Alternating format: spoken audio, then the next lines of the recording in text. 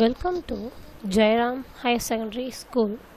Today we will going to see Standard 7th Social in Term 1 History Unit 1. What is the chapter name we see is Sources of Medieval India. Before starting with the chapter, let us do some recap what we studied in the class 6th. Children, you see, we had studied in class 6th about the ancient India, but now in class 7th now we are going to study about the sources of medieval India. Okay, what happened in the ancient India you have seen in class 6th.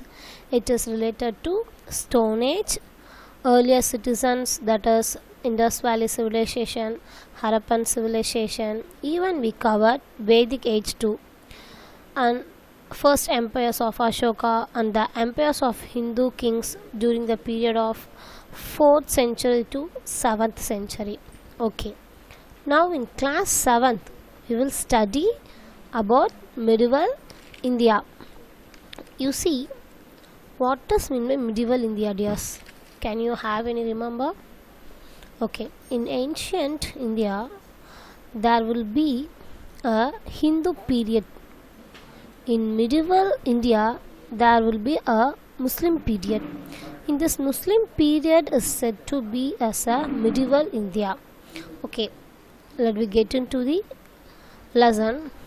Now we are seeing the learning objectives. To acquiring ourselves with, we have to know ourselves with what in medieval India. We have the sources of the study of medieval India. Then in the study of medieval India, what are the sources it have? It have temples, mosques, tombs, palaces and forts as important resources. Then literacy and inscription text, accounts of Arabs and Turkish travels. These all we are now going to see in the medieval India. Next, introduction. You see, dears, the period from 700 to 1200 AD, it is called the early medieval period. Then from 1200 to 1700 AD, it is called a later medieval period. Once again I am repeating, medieval period are classified into two types. One is early medieval period and later medieval period. The early medieval period started in the 700 to 1200 AD, and the later medieval period it starts from 1200 to 1700 AD. This is the time period of the medieval India. Okay, next up, the information that can be gleaned from, what are the information we get in this medieval period, you see, means inscriptions, monuments and coins are left by the Arabs, Persians and the Turkish scholars. Do you know what is meant by inscriptions? Very good. Yeah, it is what? Calvetical. Very good. And what is meant by monuments? What are the places and what are the artifacts? That is said the monuments. And you know already coin. Okay, well, we have like a coins, 1 rupee, 2 rupee coin, that like 5 rupee coin. It is the coin. So these are left by the Arabs, Persian and the Turkish scholars. Now, who is mean by this name scholars? They are the person writes the importance of the historical events. These are the travelers. They are wrote the importance of the historical events in the medieval period. Okay, next point, the opinion of the courtiers. Who are the courtiers? The king's palace, no? In that palace some of the peoples are there, no? So they are called as the courtiers, and the coroneers are often one side written in a hyperbolic language. It is exaggerating the king's achievement. What does it mean exaggerating? A larger, bigger. They are telling, those who are in the court, king's court, they are telling about the king's achievement in a exaggerating manner. What is an exaggerating manner? By a large manner, they are describing the king's achievement in a explaining in a language of hyperbolic language. Okay dears, let us study about the history of medieval India. Okay, now this lesson you yourself know it is a sources of medieval India. In that part we are just going to see only the sources. Okay, what is in which sources? The sources are the supporting materials. What is it? Is a supporting materials, documents or the records in the form of evidence. You please remind this word evidence. In the form of evidence only, all the materials, documents or records it had been supporting that can that helps to reconstruct the past. Kana, you have already know what was mean by history. Yeah, history is the study of recording events of past.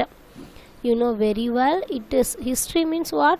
It is recording the past thing by the chronological order. Do you know dears what does mean by chronological order? Yeah, if the events are arranged in order by the time it's happened, it is called as chronological order. History means nothing but there it is recording the event of past in a chronological order. So in this manner, this source of medieval India also too, they are recording and reconstructing the past with the evidence. It is called a medieval period. Then this source is classified of primary source and secondary source.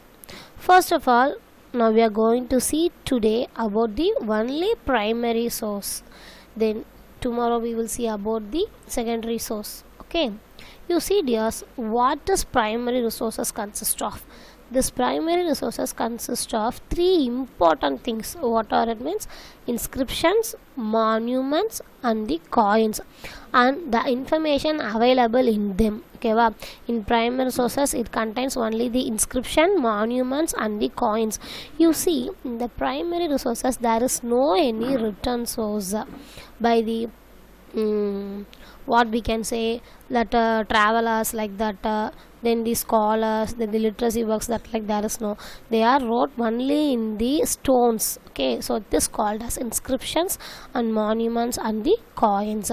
Then the secondary resource, this secondary resource it consists of literacy works, then chronicles, travelogues, biographics and the autographics.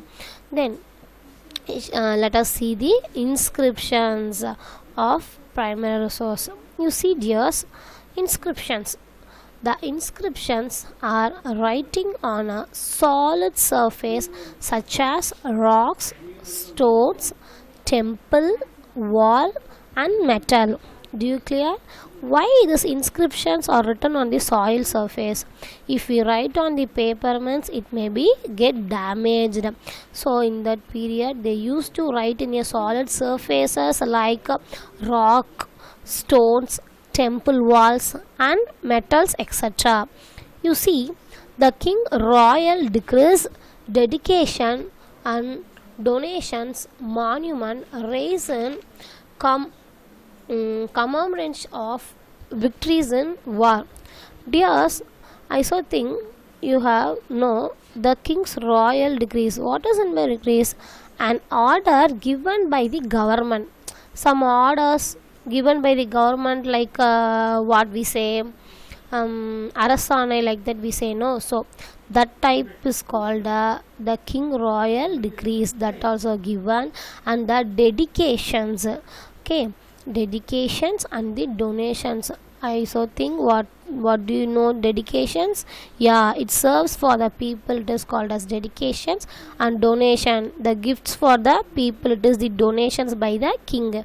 And the monuments are raised in the commemorations of victory in war. You see, if the king he wins in a war, what he will do?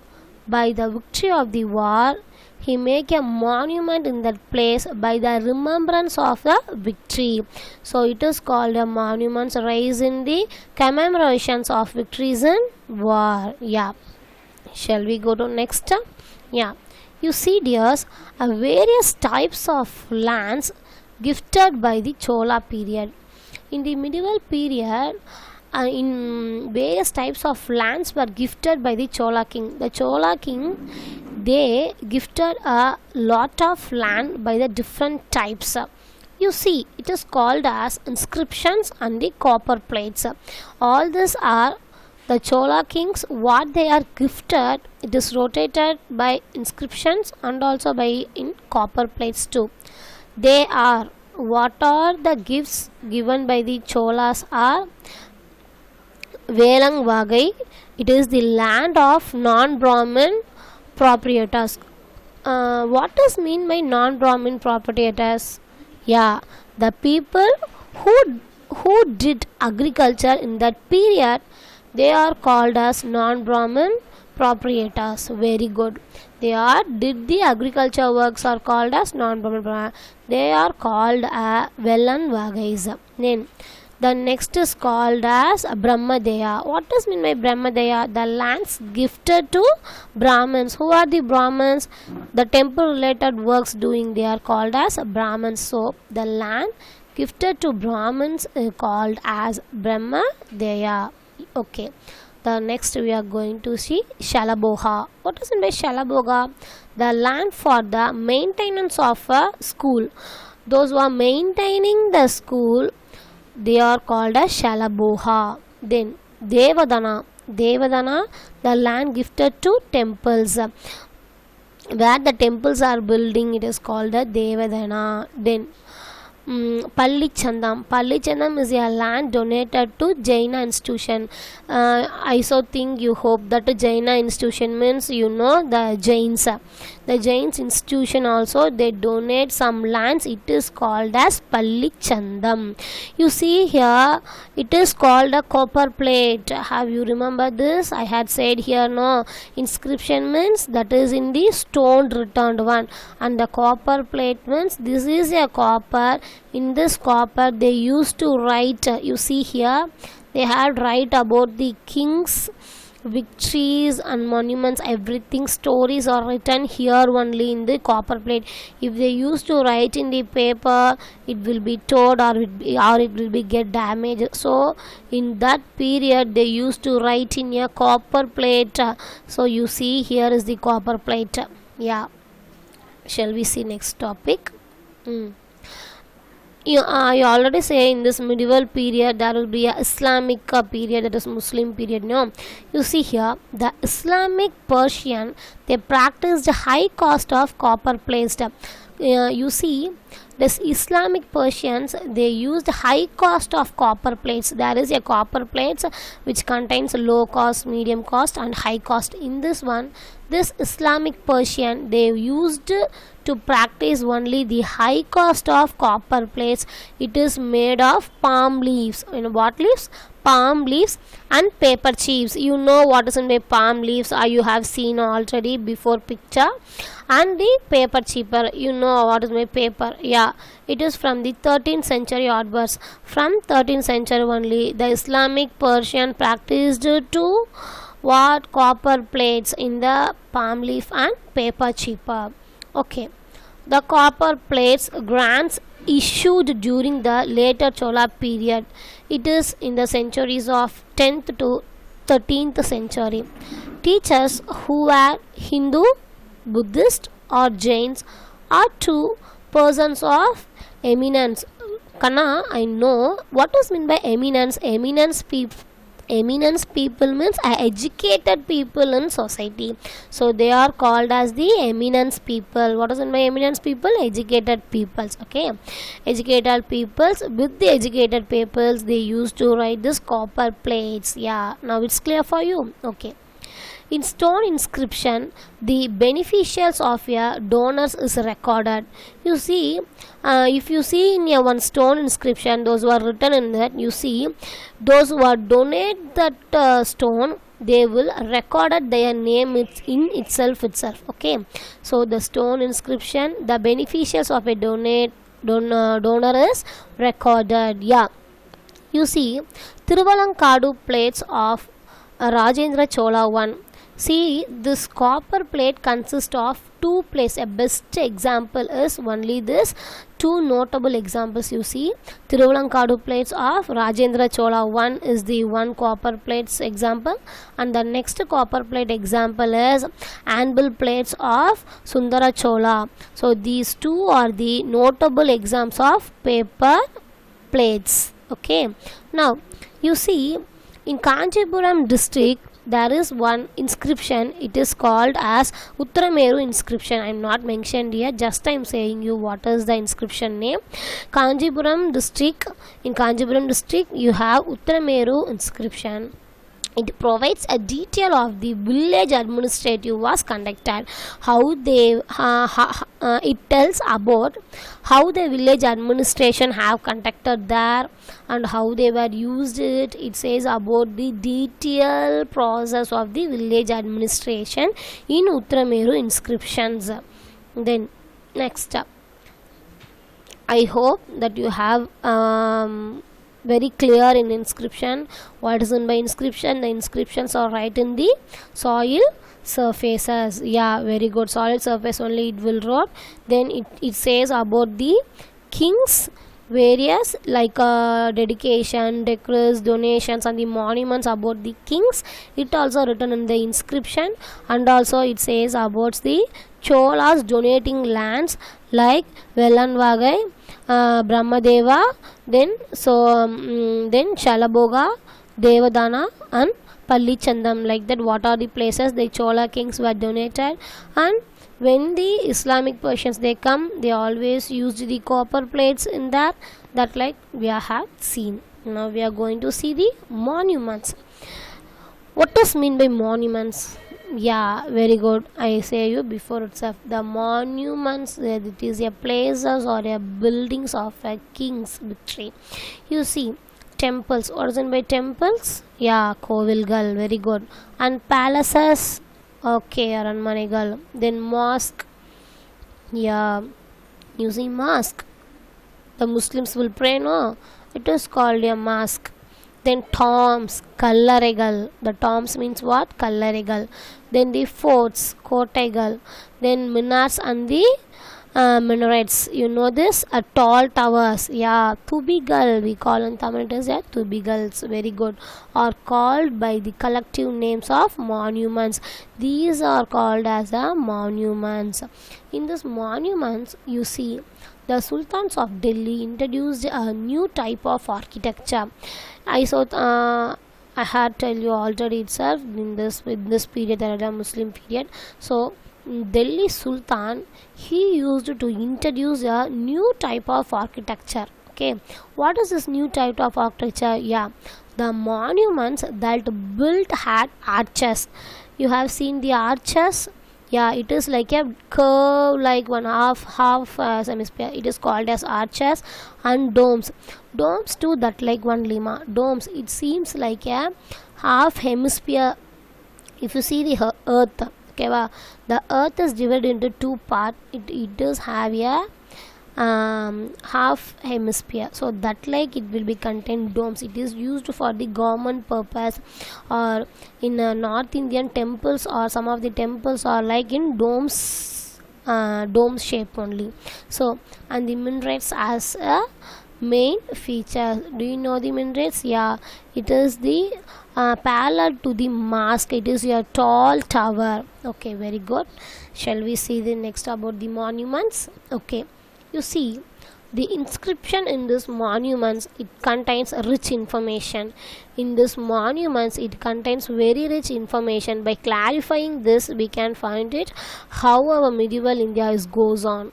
Okay, the medieval Khajuraho monuments in medieval period.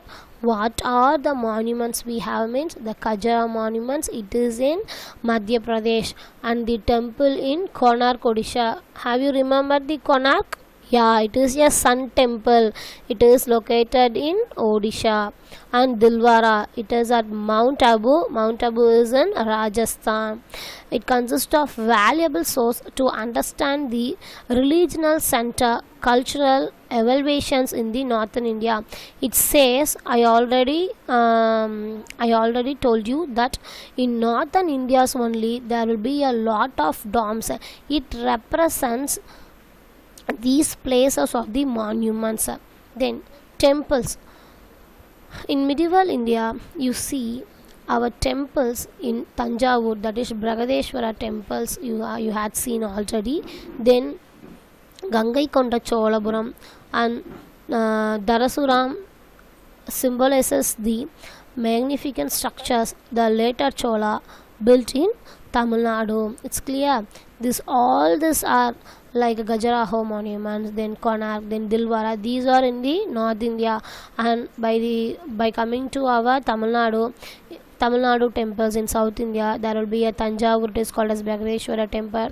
You know Tanjavur's history. Yeah, in this Tanjavur, there is Tanjavur shadow of a tall pillar. It will not fall on the ground floor. Yeah. Then it says about our Chera Chola Pandyas. No, in that one the Cholas history it will shows. Then the Gangaikonda Cholapuram. Then these are the significance of Cholas built in Tamil Nadu. In the later Cholas period, it has been built in our Tamil Nadu. Very good. Then Vitala and Virupaksha temples at Hampi. You know Hampi, it is in Vijayanagar contributions. Yeah, very good. In Vijayanagar only the Hampi is located. You see the picture here. It will shows and it will speaks about our medieval Indian periods, how they were very clever by building this monuments. Then these are the Hampi. It is located in the Vijayanagar. The Hampi is the capital of Vijayanagar too. Okay, let us see the next topic. See the Dilwara temple. It is in Rajasthan, Mount Abu. It's clear. Yeah, you see in Muslim period the Quat-ul Islam Masjid, then Maudki Masjid, Jamma Masjid, and Fatehpur Sikir Dargah, all in and around Delhi. These are in and around the Delhi only. It is nearby Delhi. And the Charminar, it is it is in Hyderabad. So these are the mosques located in our India. Okay, next up the forts. What are the forts we have? These are the mosques that is located in our India. Okay, now we are going to see about the forts. The forts are located in the Agra Fort, Chittoor Fort, Gwalior Fort, and in Delhi you see Red Fort. I hope what is happening in Red Fort. Yeah, our Prime Minister hoists the flag in the Delhi Red Fort only. Still now also this period also. Okay, as well as the forts of Daulatabad, that is in Aurangabad, and Firoz Shah Kota, it is in Delhi. Yeah, these are the forts located in our India. Then what are the palaces? You see palaces in Jaipur, Jaisalmer, and Jodhpur. It signifies the greatness of the Rajput dynasty. This in Rajput dynasty. Do you know what is in by dynasty? Yeah. Okay, very good. Rajavamshams, they are having a dynasties. So they make a palaces in Rajpur, Jaisalmer, and Jodhpur to signify their greatness, how they great. So it signifies the greatness of these kings. Then the Qutub Minar and the Alal Darwar, the tombs of Iltutmish. What's the tombs? Kallarai. Yeah, very good. Iltutmish tombs are also seen. Then the Balban and also the Mughal rules are the important prominent structures. You have seen Qutub Minar and the. Have you remembered this? Yeah, very good. Qutub Minar and the Alal Drawas, the tombs of Iltutmish, then Balban. These are the prominent structures we have seen in these monuments. Then cities in ruins. Kana, what is in by cities in ruins means some of the cities were destroyed in this medieval period too, such as Firozabad and Tughalabad in North India and Hampi in South India. Hampi is in Vijayanagar. We have seen in last picture. These two also get destroyed in this medieval period. Okay, shall we see the next topic? Yeah, coins. Now we are going to see the coins. You have remember what is coins? Yeah, you have seen you have seen 5 rupee coins. Yeah, very good. In the 5 rupee coins, what you will see? It will shows our India's emblem, that is our lion emblem, and also our Indian government motto Satyameva Jayate, and it shows which country we are, India. Okay, well, in this one, all this are says about our India, our government. Okay, wow. So according to our India, after the independence, it shows what is our India, our motto, our emblem, everything like that only. In the medieval period, the kings, if the king he used to release one coin, means it says about the king's events, king's title, king's portraits, king's places, dates, dynasty, and the logos too. Okay, what is meant by logos? Yeah, very good. It says the symbol adayalam. Yeah, very good. It shows the king's logos too. Okay, you see the picture and the legends on the coins. In the coins, if somebody had make a picture, means, and the legends of the coin, it conveys the name. I already told to you, if the king used to release one coin, means he used to mention her name with their title, with one title, and the portraits. Do you know what does mean by portraits? Yeah, very good. Image. The king's image, with her image, that is called Uruvapadam, with the image, and events when it was happened, and what is the remember that, and place, which place, with the dates, then dynasties and logos. I already said what is meant by dynasties. Yeah, Rajavamsam, it is called as dynasty, and the logos means symbols. Okay, I hope you will clear in this point. This all will be shown in one coin. Okay, it depends upon the king. You see, the king's achievements like military conquest, territory expansion, trade links, and the religious faith found in the coins.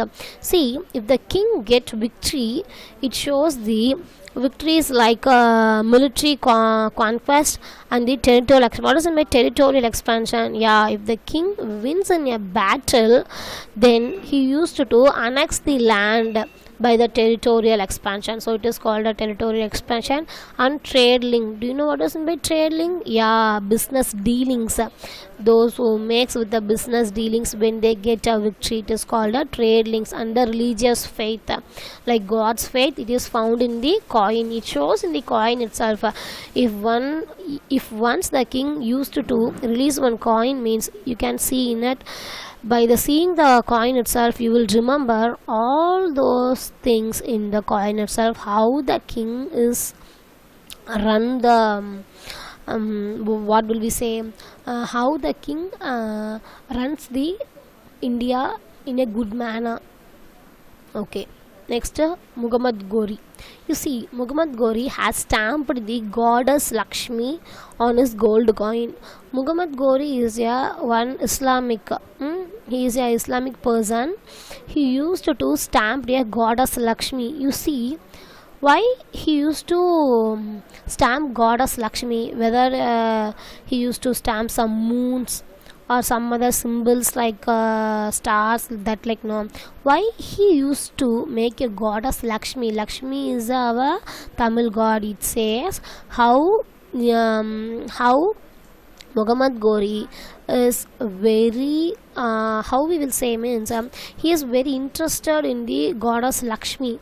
Then how our India, it leads with our Hindus cultural, it shows our Hindus cultural, it is very good in the Muslim period too. So Muhammad Gori had stamped the goddess Lakshmi on his gold coin. Okay, copper jittals. Kannu, what is mean by jittals? Jittals means copper, then tanga means silver. Okay, you see the copper jittals in the periods of Delhi Sultan. Delhi Sultan, they used copper jittals. Okay, then silver tanga. Silver tanga is introduced by the Iltutmish. Iltutmish is used to introduce silver tanga, silver coins. Who used? Iltutmish. Then Alauddin Khilji, he used gold coins. Alauddin Khilji used gold coins, and Muhammad Ghori too used gold coins, but he stamped the goddess Lakshmi. You see here, goddess Lakshmi of Gori. Yeah, this only. It shows the Lakshmi symbols.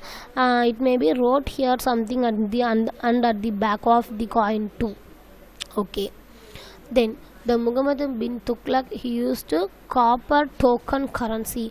He used to produce copper token currencies. Then a jitta. What is meant by jitta? It contains 3.6 grains of silver. In silver, I already say jitta is a copper. Okay, it's clear. In copper, it contains with a silver of 3.6 grains of silver too. See, 48 jittals were equal to 1 silver tanga. Okay, 48 jittals is equal to 1 silver tanga. I mean tanga means silver, jittal means copper. You are clear in this one. You see the coins of cudgels. You see Alauddin Khilji, no? It is Alauddin Khilji coin. This like only. It is a what coin? It is not a gold coin. It is a silver coin. He first used to produce gold coin. Apart from gold coin, he used to produce what? Silver tangas too. So you have seen one gold coin of Muhammad Ghori and one silver coin of Alauddin Khilji. Okay, this is the silver coin and this is the gold coin. Yeah, very good. It's clear now. Okay, children. Okay, now what you have seen in this lesson, you please remember it for me once again. Now in this lesson we had seen primary resources only. That means inscriptions, monuments and coins. I hope you are clear in these 3 topics. Yeah, very good. Inscription, it says about the places, lands gifted and how they are donated. That like, yeah, very good. And monuments is you used to see lot of temples, palaces, places, mosques, tombs, forts and the minarets. Yeah, it is a collective of monuments. So you used to see coins too. Yeah, what is it by coins? Like silver coins and yeah, copper coin. Silver coin is also called as what coin? Very good. Silver is called tanga and the copper is called, yeah, very good, jittals. Who make Muhammad Ghori stamped which coin?